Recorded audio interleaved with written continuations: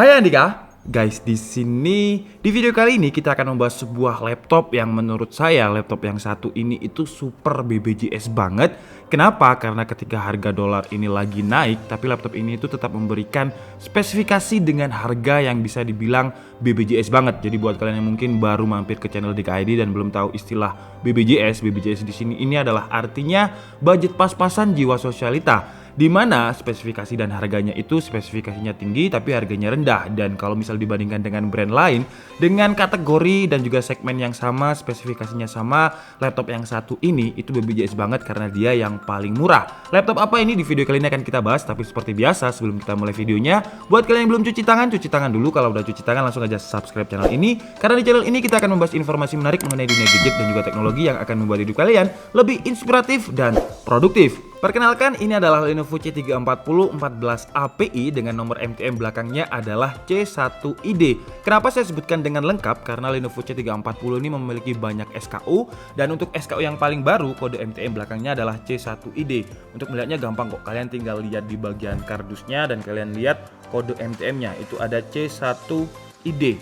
Nah, kalau misalkan untuk yang SKU baru ini berbeda dengan SKU yang lama yang belakangnya itu 9TID. Kenapa dulu C340 yang dulu yang Ryzen ya, itu nggak saya bahas karena dia masih pakai panel TN dan saya sudah menentukan standar untuk di DKID. Kalau misalkan review laptop, syaratnya laptop tersebut harus SSD dan juga panelnya harus IPS. Jadi kalau misalkan masih pakai hard disk dan panelnya TN nggak akan saya angkat. Kenapa? Karena saya merasa kalau misalkan masih pakai hard disk dan pakai TN, menurut saya nggak worth it untuk saya rekomendasikan kepada kalian. Nah, karena Lenovo C340 ini udah pakai SKU baru, yang lama itu pakai SSD 256GB panel TN, yang baru ini SSD-nya 512GB, panelnya IPS dan juga udah touchscreen. Untuk spesifikasinya ada beberapa upgrade atau improvement. Untuk di SKU yang baru ini CPU-nya masih sama menggunakan Ryzen 5 3500U 4 core 8 thread, RAM-nya juga masih sama 8GB dengan konfigurasi dual channel dan bisa di-upgrade menjadi 20GB. Karena 4GB-nya onboard, 4GB-nya lagi ada di slot yang 10. Jadi secara teoritis kalian bisa upgrade 4GB-nya yang onboard tadi plus satu keping 16GB total 20GB. Untuk grafik card-nya masih bawaan atau IGP dari Ryzen 5 yaitu Radeon Vega 8. Kemudian untuk storage-nya sekarang di-upgrade 2 kali lipat seperti yang saya bilang tadi, kapasitasnya 512GB dengan speed yang menurut saya gila, ini kenceng banget. Bahkan melebihi dari laptop gaming. Speed SSD-nya untuk read-nya itu sekitar 3400 Mbps dan untuk write-nya itu 1800 Mbps. Jadi untuk storage-nya menurut saya ini kenceng banget. Kemudian untuk panel layarnya sama dengan Lenovo S340 yaitu CIME dengan monitor ID CMN14D4 dengan 250 brightness nits, 40% Adobe RGB dan 60% sRGB. Panelnya seperti yang saya bilang tadi ini sudah pakai IPS dan juga touchscreen karena ini kan masuk ke seri C340 yang C-nya itu stand for convertible, di mana ada 4 mode yaitu mode tradisional seperti ini, kemudian ada mode tablet, mode reverse dan juga ada mode tenda. Dan laptop convertible 2-in-1 dari Lenovo ini sudah include dengan beberapa bonus. Yang pertama adalah pen stylus. Jadi kalian nggak usah beli lagi pen stylus karena ini lumayan mahal. Ini bukan pen stylus yang cuman apa ya, pen stylus yang murah itu pokoknya. Ini pakai baterai dan ini cuma bisa dipakai di Lenovo. Karena kemarin saya coba untuk stylusnya XP dan saya coba di Lenovo itu nggak bisa. Mungkin memang khusus. Kemudian juga ada beberapa bonus. Jadi bonusnya pertama adalah Windows 10. Windows 10 itu sekarang kayaknya semua laptop udah include dengan Windows 10. Tapi yang menurut saya menarik di Lenovo C340 ini juga udah include dengan Office. Jadi di kardusnya nanti juga bakalan ada tulisan Free Office Home and Student 2019. Dan jangan lupa diaktifkan kalau misalkan kalian baru beli, karena pengaktifannya cukup gampang kok. Kalian cuman bikin email Outlook, udah gitu aja. Dengan spesifikasi dan juga bonusannya yang saya sebutkan tadi seperti stylus, Windows 10 dan juga Office, laptop ini harga SRP-nya adalah 9 juta kembali 1000 atau 8.999.000. Beda sekitar 600.000 dengan SKU yang lama. SKU yang lama itu kalau nggak salah 8.300.000 dan dengan selisih 600.000 kalian akan mendapatkan improvement yang menurut saya keren banget, seperti SSD-nya sekarang udah 2 kali lipat 512GB dan sesuatu yang nggak mungkin sebenarnya bisa di-upgrade, tapi kalau misalkan di-upgrade itu menurut saya mubazir, yaitu panelnya.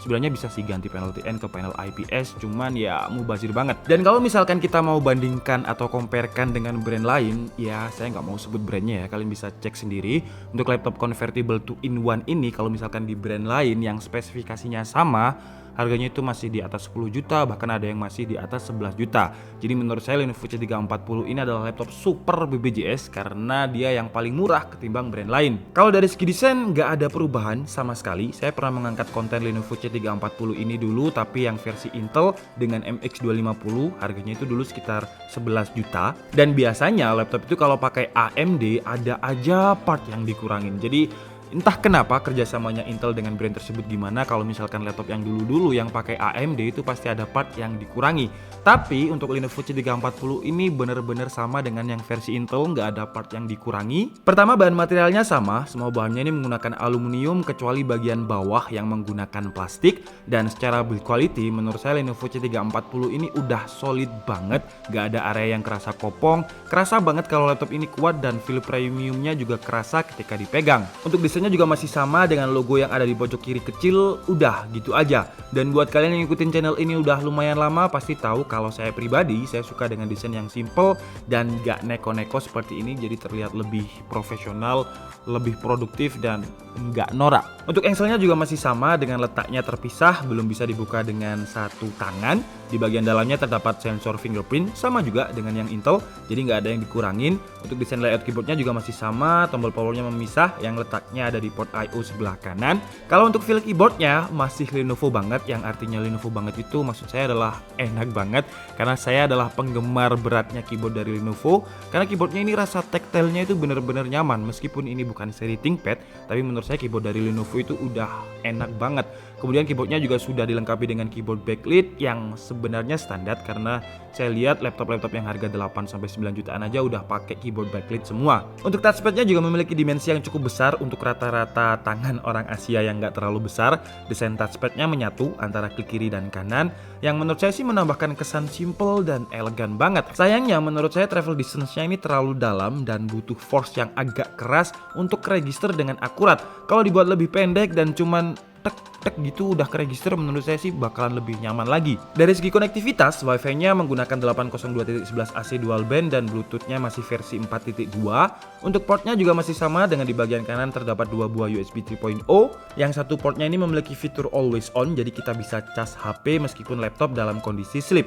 Kemudian juga ada slot SD card dan tombol power. Di sebelah kirinya terdapat input power, HDMI, USB Type-C, dan audio jack. Kemudian untuk layarnya memiliki desain yang sama juga dengan frame yang super bezel-less. Tapi kalau misalkan laptopnya mati, kalau layarnya nyala, framenya yang berwarna hitam ini masih terlihat cukup tebal.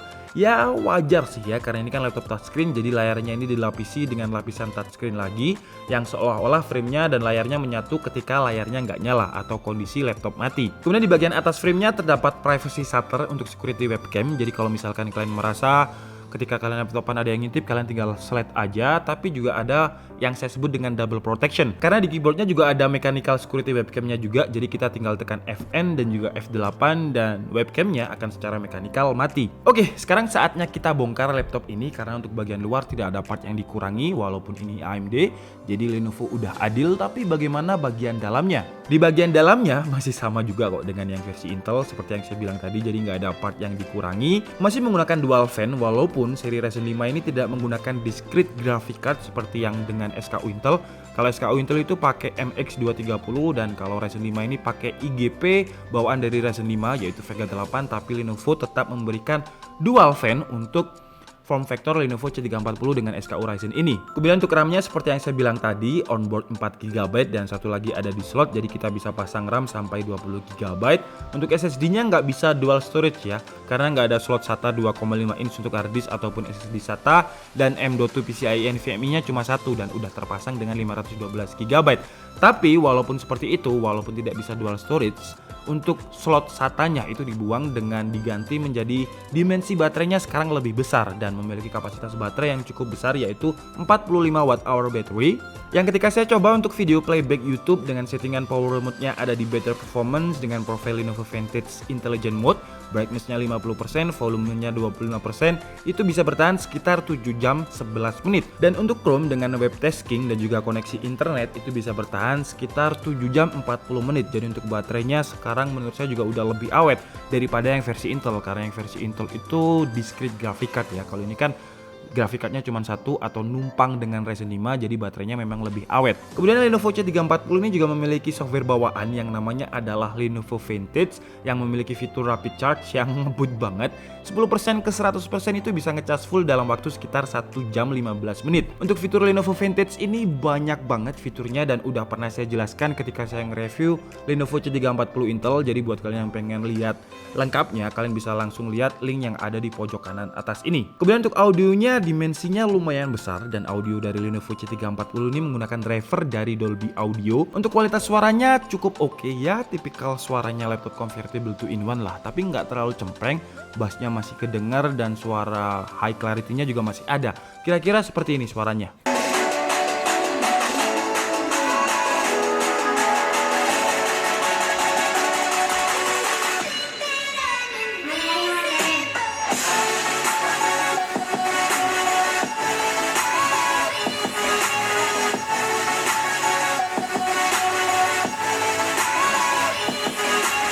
Oke, sekarang saatnya kita tes Lenovo C340 Ryzen 5 3500U ini secara performa. Seperti biasa kita menggunakan Sensebench R15 dengan 3 mode, yaitu mode dicas dengan mode power mode-nya best performance, yang kedua mode tidak dicas tapi tetap best performance, dan yang ketiga adalah power mode better performance. Dan hasilnya di running pertama di mode best performance ketika laptopnya dicas, running pertamanya itu cukup tinggi ya untuk Ryzen 5 dengan skor 640. Di running keduanya juga masih stabil dengan skor 639, running ketiga turun tapi nggak terlalu banyak yaitu 635, running keempat tetap 635, running kelimanya 634, running keenam naik lagi menjadi 637, dan untuk skor tertingginya itu ada di running pertama tadi yaitu 640. Untuk skor terendahnya ada di running ke-10 dengan 630.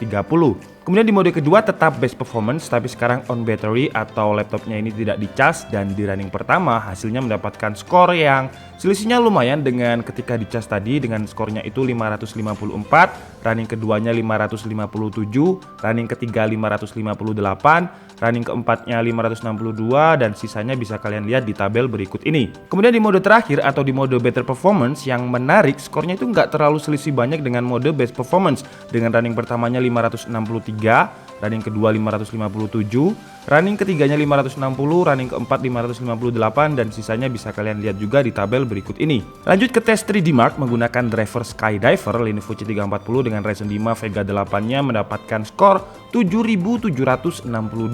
Lanjut ke tes editing menggunakan software Adobe Premiere Pro dan juga template yang memang khusus untuk kita gunakan rendering benchmark di DKID, dan hasilnya Lenovo C340 ini mampu merender template khusus yang ada di DKID dengan durasi waktu 2 menit 2 detik. Lanjut ke tes gaming, pertama kita coba dulu di game CSGO dengan resolusi Full HD dan grafiknya very low, dan hasilnya masih sangat playable untuk dimainkan dengan rata-rata FPS-nya ada di angka 50 sampai 60. Lanjut ke game lain yaitu game Dota 2. Di sini kita menggunakan settingan resolusi Full HD dengan fastest grafiknya, dan hasilnya juga masih sangat playable untuk dimainkan dengan rata-rata FPS-nya ada di angka 80. Lanjut ke game wajib DKID yaitu PUBG PC atau PUBG Steam.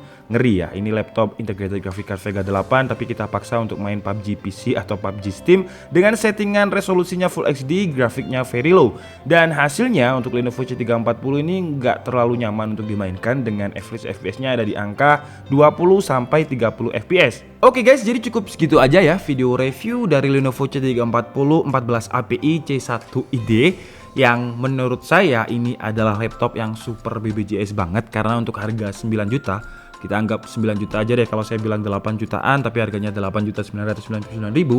Banyak banget yang komen itu udah 9 juta bang. Oke, 9 juta. Dan menurut saya dengan harga 9 juta ketika brand lain dengan segmen convertible 2-in-1 dan juga spesifikasi yang sama dengan Lenovo C340 ini, harga brand lain itu sekitar, saya nggak mau sebutkan, kalian bisa cek sendiri, sekitar 10 bahkan ada yang di atas 15 juta. Gila gak? Dan Lenovo ini meskipun dolar naik tetap bisa memberikan harga di bawah 10 juta dengan spesifikasi yang menurut saya udah GWP banget.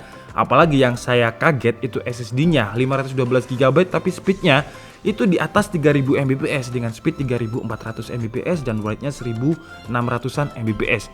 Itu menurut saya gila sih. Dan untuk kekurangannya menurut saya nggak suka frame dari bezel layarnya, karena ketika layarnya dinyalakan menurut saya masih terlihat tebel banget. Jadi buat Lenovo mungkin untuk ini saran sih ya, bukan kekurangan ya, kekurangan yang mungkin bisa menjadi saran. Framenya bisa ditipiskan lagi lah biar nggak terlihat seperti laptop lama. Untuk kekurangan lain menurut saya udah itu aja sih, performanya menurut saya juga udah cukup oke. Dan dengan harga dolar naik ini mungkin ke depan harganya naik atau gimana saya kurang paham.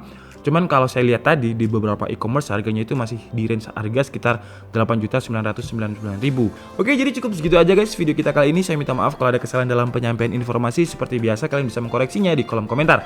Saya Dika Setia Budi, sekali lagi stay safe, tetap di rumah, jangan lupa cuci tangan, stay healthy ya, dan jangan lupa untuk selalu berdoa. Pokoknya virus ini biar cepat kelar. Saya Dika Setia Budi and see you on the next video. Bye bye.